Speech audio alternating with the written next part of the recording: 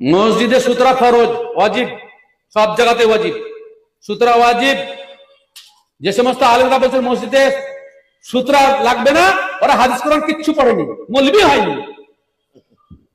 হয়তো রাগ করতে পারে, আমি একদম পরিষ্কার বলছি যে ও হাদিস কোরআন কিছুই পড়েনি, আকিবাদ।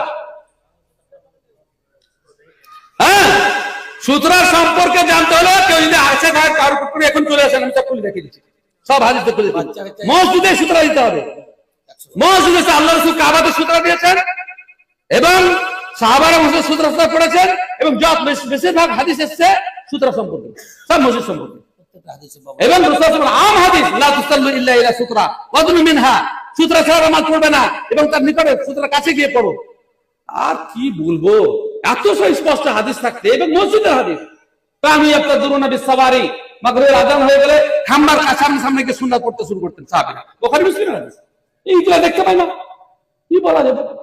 এই জন্য বলি পড়েনি। পড়তা হ্যায় জো বুখারী বিলা ইশকে মোহাম্মদ, আতা হ্যায় বুখার উসকো বুখারী নেহি আতি। আল্লাহ রাসূলের ভালোবাসা ছিল বুখারী, জোয়ারি ভাই। কিছু মৌলবি পড়াশোনা করবে, তারপর চ্যালেঞ্জ কেন করে আমি বুঝতে পারি না। হ্যাঁ, আল্লাহর কাছে কি ধরা পড়বে না? হ্যাঁ, আল্লাহর কাছে কি ধরা পড়বে না? আজকে ফারুক